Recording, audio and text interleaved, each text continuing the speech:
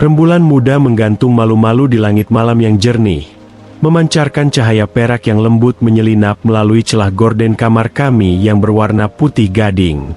Di dalam ruangan yang hanya diterangi lampu temaram itu, suasana terasa begitu sunyi namun penuh dengan gejolak yang tak terlukiskan.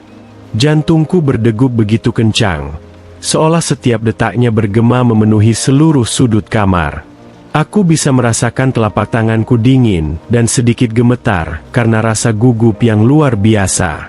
Di depanku, duduk seorang wanita yang kini telah resmi menjadi separuh jiwaku, Sari. Ia mengenakan gaun malam sederhana yang memperlihatkan keanggunannya yang tak lekang oleh waktu, meski gurat-gurat usia mulai terlihat di sudut matanya yang teduh. Malam itu, di malam pertama kami sebagai suami istri, segala keraguan dan suara sumbang dari luar sana seolah memudar, digantikan oleh rasa hormat dan kasih sayang yang membuncah di dalam dada. Saat tanganku perlahan meraih jemarinya dan menatap dalam kenetra coklatnya yang penuh kedamaian, aku tahu bahwa ini adalah awal dari sebuah perjalanan suci. Dengan penuh kelembutan dan perasaan yang tulus, kami akhirnya melakukan itu sebagai bentuk penyatuan jiwa yang telah lama mencari pelabuhan.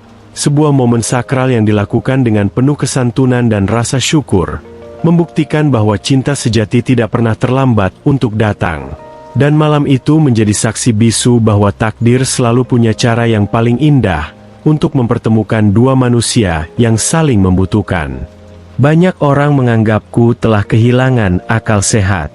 Seorang pria berusia 30 tahun, memiliki karir yang sedang menanjak, dan masa depan yang dianggap cerah, justru memilih untuk melabuhkan hati pada seorang janda berusia 50 tahun yang tidak memiliki harta benda, apalagi anak sebagai penerus keturunan.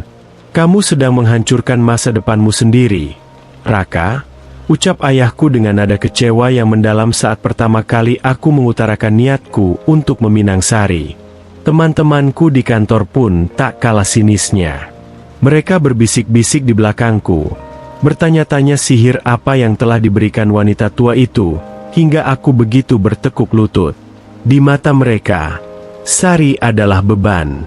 Ia tidak kaya, ia sudah melewati masa suburnya, dan ia hanya seorang wanita sederhana yang menghabiskan hari-harinya mengurus taman kecil di pinggiran kota. Namun, bagi aku, mereka semua buta. Mereka hanya melihat dengan mata fisik, tanpa pernah mencoba merasakan dengan mata hati tentang apa yang sebenarnya aku cari dalam hidup ini. Pertemuan pertamaku dengan Sari terjadi di sebuah pameran tanaman hias sederhana. Saat itu, hidupku sedang berada di titik jenuh yang luar biasa. Aku memiliki segalanya secara materi, apartemen mewah, mobil terbaru, dan jabatan yang disegani. Namun, setiap malam aku pulang ke rumah dengan perasaan kosong yang tak bisa kujelaskan. Aku seperti robot yang hanya mengejar angka dan pencapaian tanpa pernah tahu untuk apa semua itu dilakukan. Di pameran itulah, aku melihat seorang wanita sedang berbicara dengan bunga-bunganya seolah mereka adalah makhluk yang bernyawa. Ia tidak terlihat cantik seperti model-model yang biasa ku kencani, tapi ada ketenangan luar biasa yang terpancar dari wajahnya. Saat kami tidak sengaja beradu pandang, ia tersenyum. Sebuah senyuman yang sangat tulus, yang seolah-olah mengatakan bahwa semuanya akan baik-baik saja. Kami mulai sering mengobrol. Awalnya hanya seputar cara merawat anggrek yang kupesan darinya. Namun perlahan percakapan kami beralih ke makna hidup yang lebih dalam. Sari menceritakan kisahnya dengan jujur. Ia telah menjanda selama 15 tahun setelah suaminya meninggal karena sakit. Mereka tidak dikaruniai anak, dan harta peninggalan suaminya habis digunakan untuk biaya pengobatan. Kini ia hidup dalam kesederhanaan, hanya mengandalkan hasil dari kebun bunga kecilnya. Namun, yang membuatku takjub bukanlah kemalangannya, melainkan cara ia memandang dunia. Ia tidak pernah mengeluh. Baginya, tidak memiliki anak bukan berarti ia tidak bisa menjadi ibu. Ia menganggap setiap tanaman dan anak-anak yatim di sekitar rumahnya sebagai bagian dari jiwanya. Ia tidak memiliki harta, Tapi ia merasa sangat kaya karena bisa menghirup udara pagi dan melihat bunga-bunganya mekar setiap hari. Raka, hidup itu bukan tentang seberapa banyak yang kita kumpulkan, tapi seberapa damai kita dengan apa yang kita miliki, ucapnya suatu sore sambil menyuguhkan teh melati hangat. Kata-kata itu menghantamku dengan keras. Aku yang selama ini mengejar kemewahan ternyata adalah orang paling miskin, karena aku tidak pernah merasa cukup. Di dekat Sari, aku tidak perlu menjadi Raka si manajer sukses. Aku bisa menjadi diriku sendiri, seorang pria yang rapuh dan butuh bimbingan. Ia mengubah cara pandangku terhadap kesuksesan.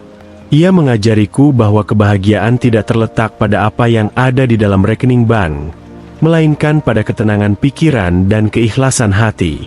Perlahan, kekosongan di dadaku mulai terisi oleh kehadirannya. Aku mulai menyadari bahwa aku tidak butuh wanita muda yang hanya menuntut gaya hidup. Aku butuh seorang teman hidup yang bisa membimbingku menuju kedewasaan spiritual. Keputusanku untuk menikahinya tentu saja memicu badai besar. Ibuku menangis terseduh-seduh, memohon agar aku mencari gadis lain yang bisa memberinya cucu. Siapa yang akan merawatmu saat tua nanti? Raka? Siapa yang akan mewarisi namamu jika kamu menikahi wanita yang sudah tidak bisa melahirkan? Tanya ibu dengan penuh kecemasan. Pertanyaan-pertanyaan itu sempat membuatku bimbang. Namun setiap kali aku kembali menatap mata Sari, keraguan itu sirna. Aku menyadari bahwa memiliki anak memang sebuah anugerah. Tapi memaksakan pernikahan hanya demi keturunan tanpa adanya ikatan jiwa yang kuat adalah sebuah kesalahan besar.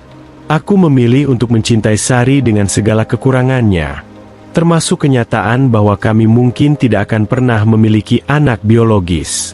Aku yakin Tuhan punya rencana lain untuk kami. Prosesi pernikahan kami berlangsung sangat bersahaja. Tidak ada gedung mewah, tidak ada catering mahal. Hanya ada doa tulus dari segelintir orang yang mau mengerti. Sari tampil dengan kebaya putih sederhana miliknya sendiri, dan di mataku, ia tampak jauh lebih bercahaya daripada wanita manapun yang pernah kulihat. Saat kami sah menjadi suami istri, aku merasa beban berat yang selama ini kupikul di pundakku luruh seketika. Aku tidak lagi peduli dengan apa yang dikatakan dunia. Aku hanya ingin memulai hidup baru bersama wanita yang telah menyelamatkan jiwaku dari jurang kehampaan. Setelah pernikahan, hidupku berubah secara drastis. Aku memutuskan untuk berhenti dari pekerjaan korporatku yang penuh tekanan, dan mulai membangun bisnis sosial di bidang pertanian organik, sebuah gairah yang kutemukan berkat Sari. Kami hidup di rumah kecilnya yang asri, jauh dari kebisingan kota. Setiap pagi, kami bangun sebelum fajar untuk merawat kebun bersama. Tidak ada lagi stres yang memicu migrain setiap malam. Tidak ada lagi perasaan haus akan pengakuan orang lain. Sari mengajariku untuk bersyukur atas hal-hal kecil, aroma tanah setelah hujan, kicauan burung di pagi hari, dan kehangatan dari tangan yang saling menggenggam saat makan malam. Ternyata, takdir memang punya cara yang ajaib untuk membuktikan segalanya. Meski kami tidak memiliki anak biologis, rumah kami tidak pernah sepi. Kami membuka pelatihan bercocok tanam gratis bagi anak-anak muda di desa kami yang menganggur. Mereka menganggap kami sebagai orang tua mereka sendiri. Aku melihat Sari dengan penuh kasih sayang membimbing mereka, memberikan nasihat-nasihat hidup yang tak ternilai harganya. Di sana aku menyadari bahwa warisan yang paling berharga bukanlah nama yang diteruskan lewat darah, melainkan ilmu dan kebaikan yang ditanamkan ke dalam hati orang lain. Kami memiliki anak-anak yang begitu banyak, yang mencintai kami dengan tulus bukan karena harta, tapi karena kasih sayang yang kami berikan. Soal harta, Tuhan pun tidak membiarkan kami kekurangan. Bisnis pertanian organik yang kami rintis dengan penuh cinta ternyata berkembang pesat. Orang-orang mulai mencari produk yang ditanam dengan hati, dan kami menjadi salah satu pemasok utama di daerah kami. Namun, berbeda dengan dulu, kali ini kekayaan itu tidak membuatku buta. Sari tetaplah Sari yang sederhana. Ia tetap menggunakan uang itu untuk memperbaiki sekolah-sekolah yang rusak dan membantu biaya pendidikan anak-anak kurang mampu. Ia mengubahku dari seorang pria yang egois menjadi pria yang peduli pada sesama. Ia membuktikan bahwa di balik kesederhanaannya, ia memiliki kekuatan untuk mengubah dunia di sekitarnya. Malam ini, saat aku kembali duduk di sampingnya di bawah cahaya rembulan muda yang sama dengan malam pertama kami, aku merenung. Sudah 5 tahun kami menjalani kehidupan ini, dan tidak sedetik pun aku menyesali pilihanku. Dadaku masih tetap berdebar setiap kali ia tersenyum padaku. Sebuah debaran yang kini bukan lagi karena kegugupan, melainkan karena rasa cinta yang semakin mendalam. Aku melihat garis-garis di wajahnya dengan penuh kekaguman, karena di sanalah tertulis semua kebijaksanaan yang telah menyelamatkanku. Menikahi janda berusia 50 tahun yang dianggap tidak punya apa-apa oleh dunia ternyata adalah investasi terbaik dalam hidupku. Ia memberiku sesuatu yang tidak bisa dibeli dengan uang manapun, kedamaian jiwa. Kisah kami adalah pengingat bahwa cinta tidak harus selalu mengikuti standar yang ditetapkan oleh masyarakat. Cinta tidak harus soal usia yang sebaya, harta yang melimpah, atau keturunan yang dipaksakan.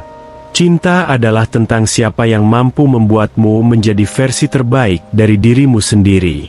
Sari, dengan segala kesederhanaannya, telah menjadikanku pria yang sesungguhnya. Ia membuktikan bahwa takdir tidak pernah salah dalam mempertemukan dua manusia, selama mereka mau membuka hati dan melepaskan ego. Kami hidup bahagia bukan karena kami memiliki segalanya, tapi karena kami belajar untuk tidak membutuhkan segalanya demi menjadi bahagia. Dulu aku dibilang gila, kini orang-orang datang kepadaku untuk mencari rahasia ketenangan hidup. Aku hanya tersenyum dan melirik ke arah Sari yang sedang sibuk menyiram bunga di halaman. Rahasianya sangat sederhana. Carilah seseorang yang tidak hanya mencintai ragamu, tapi juga mampu menyembuhkan jiwamu. Takdir telah membuktikan bahwa kebahagiaan sejati justru sering ditemukan di tempat yang paling tidak disangka-sangka. Pada sosok yang dianggap remeh oleh dunia namun sangat berharga di mata Tuhan.